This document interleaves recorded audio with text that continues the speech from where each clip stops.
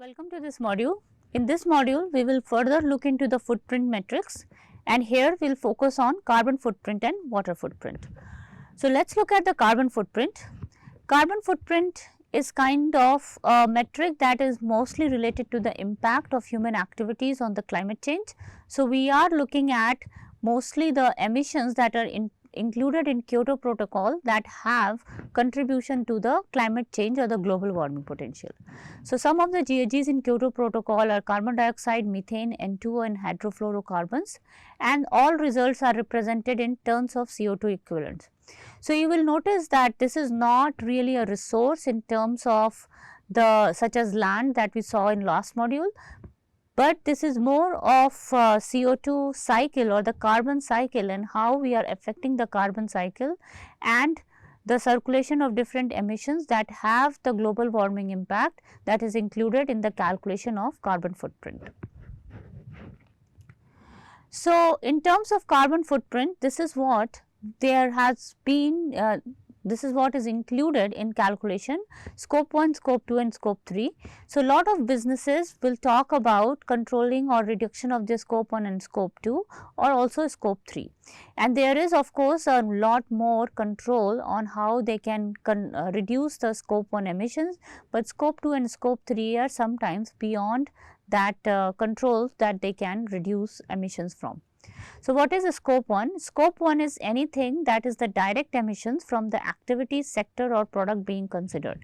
When we say direct emissions, that is something that is produced on site. So, emissions that are related, for example, by burning of fuel for heating requirement in a building. Similarly, burning of fuel in a boiler that is required on the site of the manufacturing plant is part of the scope 1. Similarly, driving a car which you are which is based on gasoline and is combusting the fuel to emit carbon, that is the scope 1 emission. Of course, it is easy to quantify this because we know the emissions factor for a lot of these fuel burning and we can know how much fuel is being consumed by tracking it, and that gives us an idea of how to get the scope 1 emissions. Scope 2 includes both direct and the emissions from the processes providing direct energy input. So, for example, if we have a process, it is burning some fuel to get heating, that is our scope 1 emission. But let us say that it also includes emission or it also consumes some electricity to run some machines, that includes the emissions from the electricity is our scope 2 emission, because the emissions, that electricity consumption on the facility is not producing any CO2, but we know that there is emissions that is produced in the production of electricity. So, that on-site electricity production generation or the emission factor of the electricity multiplied by the electricity consumption, that will form the scope 2 along with the scope 1 emission. Then scope 3 includes all the upstream indirect emissions included. So, for example, now let us see there is a process that consumes some fuel, but it also has some electricity consumption. So, that forms the scope 1 and scope 2, but then for the electricity production upstream, we might be requiring equipment generation or manufacturing of the cables and all of that. So, that all those indirect emissions, when we include that, that is our scope 3 emissions. When there is a discussion on reduction of the carbon footprint by a product or a company, they are mostly interested, they get lot of information on scope 1 and scope 2. The scope 3 is where it becomes a little murky to do the calculations. So, we will learn about the carbon footprint through a simple example. So, here this problem I have adapted from the textbook on sustainable engineering by Dr. Bhavik Bakshi. So, here we have the example on carbon footprint where there is a process which has following inputs. The process is consuming 5000 meter cube of natural gas which is burnt for heating. Then the process is supported by transportation of 10,000 kilometer using 10 kilometer per liter of gasoline. So, we are able to drive for 10 kilometer per liter of gasoline, and then it also has an electricity input of 10,000 kilowatt hour. So, here for the first 30 seconds focus on calculation of the scope 1 emission. The emission factor for natural gas is given as 1.922 kg CO2 per meter cube. Emission factor for gasoline is given as 2.32 kg CO2 per liter. So, take 30 seconds and let us just focus on calculation of the scope 1 carbon footprint for this process.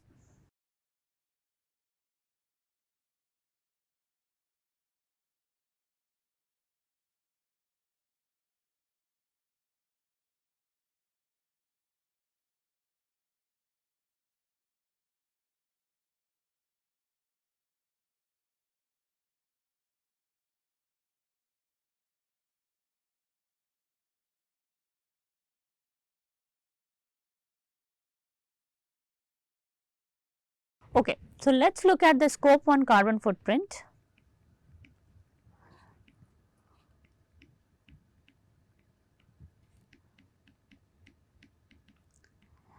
So, by definition your scope 1 carbon footprint includes the direct emissions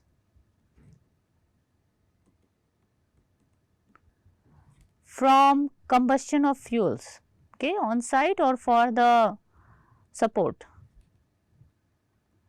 So, here your direct emission will be, because the process includes natural gas. So, emissions from natural gas combustion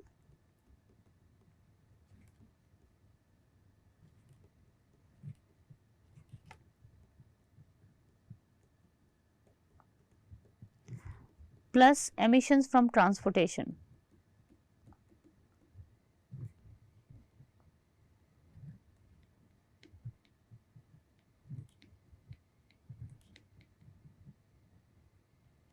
So, natural gas being consumed is 5000 meter cube is being consumed, and the emission factor given is 1.922 kg CO2 per meter cube. So, that will give us the total CO2 plus the emissions from transportation. The transportation need is 10,000 kilometer and you are basically traveling 10 kilometers per liter. So, that will give us how much gasoline is being consumed, and then we multiply by the emission factor, which is the 2.32 kg CO2 per liter of gasoline combustion. So, that will give us the portion from the gasoline consumption. So, this is 9610 plus 2320, and that gives us a total of 11,930 kg CO2 equivalent of scope 1 carbon footprint. Okay. So, straightforward, when you have to calculate scope 1 carbon footprint, you know you want to collect data on the actual combustion of fuel on site or the emissions from direct transportation needs for that process, and all of that total summation gives you the scope 1 carbon footprint. Let us look at scope 2 carbon footprint.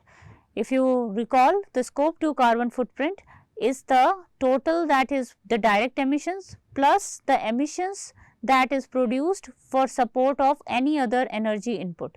So, in this case the energy input additional is the electricity. So, scope 2 carbon footprint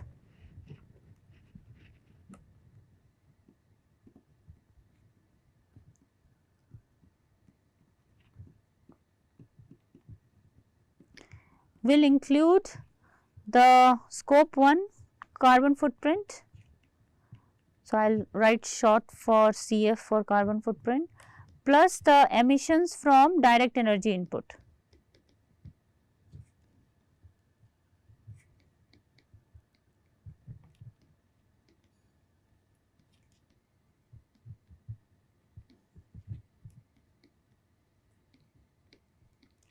So, here of course, we have 11,930 plus emissions from electricity consumption.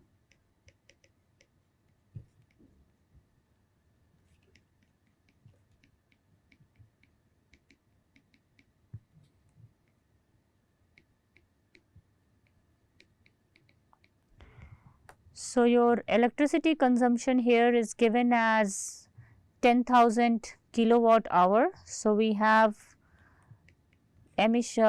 10,000 kilowatt hour of electricity. Your emission factor is given as 300 kg CO2 per megawatt hour. So, we need to convert the kilowatt hour into megawatt hour. So, we divide by 1000 and that gives us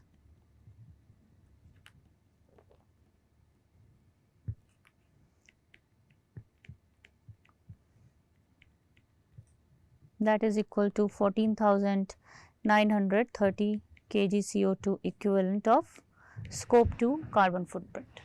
So, scope 2 carbon footprint is also very straightforward. You would want to know what is the direct energy input other than the fuel combustion that has been done directly at the facility or the transportation. So, that constitute the scope 1 carbon footprint. You calculate that separately, and then if there is additional energy input such as of electricity or any other input, you use the emission factor and multiply by the amount that is being consumed. So, here the process was consuming 10,000 kilowatt hour of electricity and the emission factor for electricity for that region is 300 kg CO2 per megawatt hour, and we convert the 10,000 kilowatt hour into megawatt hour and we get about 14,930 kg CO2 equivalent of scope 2 carbon footprint. Let us look at the scope 3 carbon footprint. Remember, scope 3 carbon footprint is about all the upstream life cycle emissions that are there to support that process. Now, in this case, we have three different inputs. We have natural gas, we have transportation needs which has the gasoline input, and we also have the electricity need. Now, when we are going to do the life cycle calculation for that, we would need to look at all the upstream processes that are supporting the natural gas production, gasoline production and electricity production. So, here in the problem, what you are provided is you are given the IO emission factor. So, if you remember, we have done the input output LCA where we can calculate the input output based emissions intensity or emission factor for any product from the economy. So, that captures the whole life cycle essence of production of that product. So, we have IO emission for natural gas is 2.43 kg CO2 per dollar, and you can see this is in terms of dollar because remember our input output model that we have seen is in the monetary terms. So, there is a natural gas production sector in the economy and that produces about 2.43 kg CO2 per dollar of your emission on the life cycle scale. So, now you can see that of course, it was 1.922 just for the direct one, but your emission factor that includes the life cycle all the upstream emission is 2.43 kg. Similarly, for electricity, we have 9.37 kg CO2 per dollar, and for gasoline we have 2.8 kg CO2 per dollar. Price of each of those are given. So, you can calculate what is the total dollar spent if the process is going to buy these products from the economy. So, remember our input output model, if that will be the delta F or that is the amount of dollars we need. So, we can multiply and know how much dollar is being used, and then we multiply by the emissions factor that are given at the life cycle scale to get the scope 3. So, let us look at that calculation.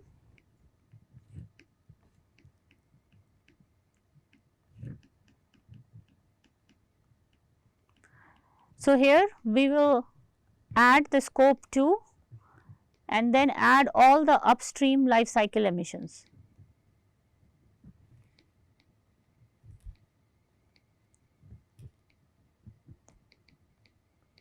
So, for that we will scope 2, if you remember, it was 14,930 kg CO2 equivalent, and for all the upstream we will use the IO based factors.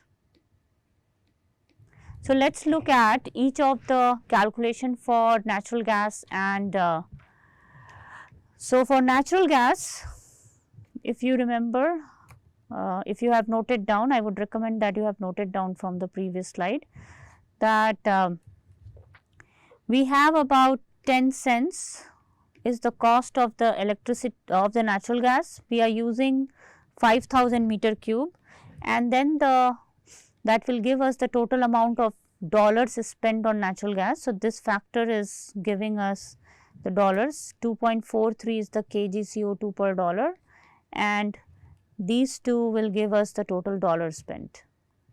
So, that gives the total CO2 for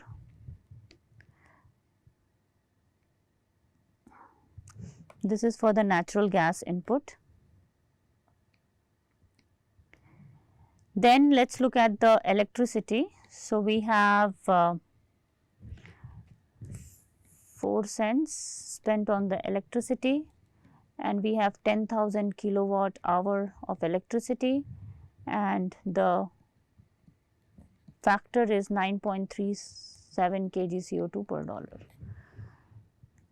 And then the last one is our gasoline. So, for gasoline we have $0.5, that is for per liter. We calculate the total amount of liters consumed. So, we have 10,000 kilometer and the mileage is 10 kilometer per liter, and that is then multiplied by 2.8 kg CO2 per dollar is the input output emission factor for gasoline. So, in this case this one is the electricity contribution and this is the gasoline contribution. So, remember that this portion already has the direct emissions from gasoline combustion and the transportation and also the direct emissions due to the electricity. Now, all these, this next part which we are calculating is the input output base. So, it is also calculating the upstream emissions from each of these processes. So, if you calculate all these values, this will come out to be 21,293 kg CO2 equivalent. So, remember, so let us write down our scope 1, scope 2 and scope 3 carbon footprint. So, scope 3 is 21,923 kg CO2 equivalent. Scope 2 is 14,930 kg CO2 equivalent, and then scope 1 was 11,930 kg CO2 equivalent.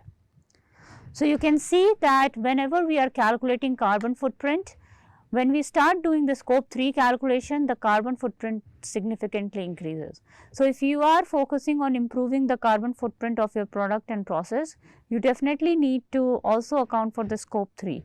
Most of the studies today very well cover the scope 1 and scope 2, but it is very hard to do the scope 3, hence because there is also the knowledge that is required where that product is being produced, what is the life cycle model for it, and that is where the LCA model becomes really relevant and important to develop a good LCA model to calculate all the upstream life cycle emissions for each of your input that will contribute to the scope 3 carbon footprint. Next, we will look into the water footprint.